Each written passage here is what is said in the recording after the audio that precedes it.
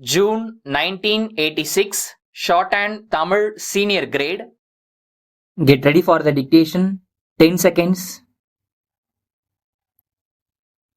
5 seconds. Start. மாண்புமிகு தலைவர் அவர்களே, கல்வி வளர்ச்சி பற்றிய கொள்கை விளக்க குறிப்பின் மீது நடைபெறும் விவாதத்தில் பங்கு கொள்வதற்கு எனக்கு தாங்கள் வாய்ப்பு கொடுத்ததற்கு முதலில் என்னுடைய நன்றியை தெரிவித்துக் கொள்கிறேன். இந்த வாய்ப்பை பயன்படுத்திக் கொண்டு கல்வி வளர்ச்சியில் முக்கியமான ஒரு பணியை ஆற்றி வரும் ஆசிரியர்களுக்கு இன்றைய தினம் இருக்கும் சில குறைகளை எடுத்துச் சொல்வது பொருத்தமாக இருக்கும் என்று கருதுகிறேன். முதலாவதாக, பட்டதாரி ஆசிரியர்களை எதிர்நோக்கியுள்ள முக்கியமான பிரச்சனையை பற்றி ஒரு சில வார்த்தைகள் சொல்ல விரும்புகிறேன்.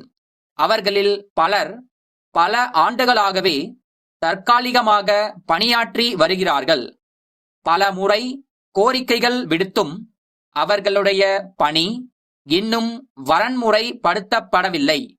என்றாவது ஒரு நாள் பணியில் நிரந்தரமாக்கப்படலாம் என்ற நம்பிக்கையில் அவர்கள் இவ்வளவு ஆண்டுகளாக இருந்து வந்திருக்கிறார்கள்.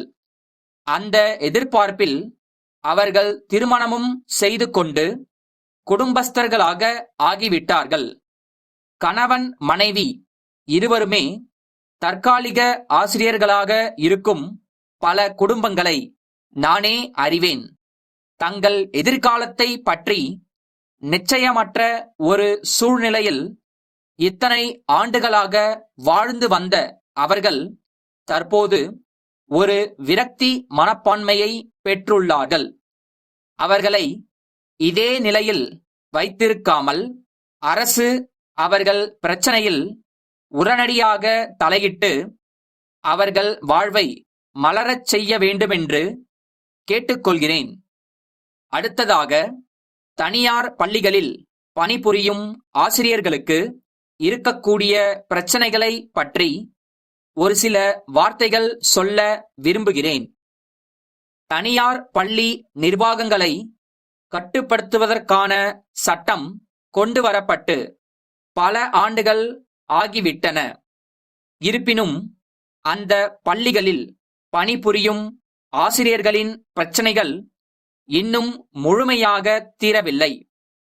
தனியார் பள்ளி நிர்வாகத்தினர்களில் சிலர் அந்த நிர்வாகத்தில் பணிபுரியும் ஆசிரியர்கள் மீது நியாயமற்ற முறையில் நடவடிக்கை எடுப்பதானது இன்னும் தொடர்ந்து கொண்டிருக்கிறது.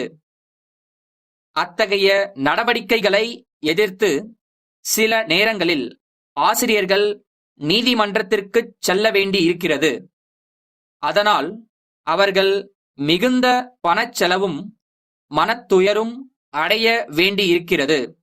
ஆகவே தற்போது இருக்கிற சட்டத்தை அரசு இன்னும் தீவிரமாக நடைமுறைப்படுத்துவதோடு அதை முழுமையாக பரிசீலித்து அதிலுள்ள பலவீனங்களை போக்குவதற்காக உரிய திருத்தங்களை கொண்டு வரவும் முன்வர வேண்டுமென்று கேட்டுக்கொள்கிறேன்.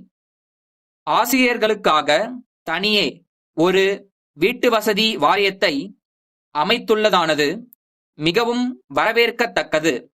அதற்காக இந்த ஆண்டு அரசு எவ்வளவு நிதி ஒதுக்க இருக்கிறது என்று தெரியவில்லை. நிதி ஒதுக்கம் பற்றி அடுத்து வரவிருக்கும் நிதிநிலை அறிக்கையில் நல்ல அறிவிப்பு வருமென்று நம்புகிறேன்.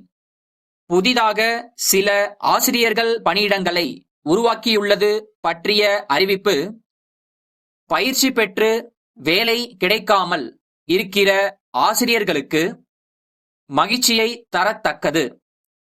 சென்னை மாநகராட்சியின் தனி அதிகாரிக்கு குமரப்பன் நகர் 3வது தெருவில் வசிக்கும் கோபாலன் எழுதிய 12 செப்டம்பர் 1980 தேதியிட்ட கடிதம்.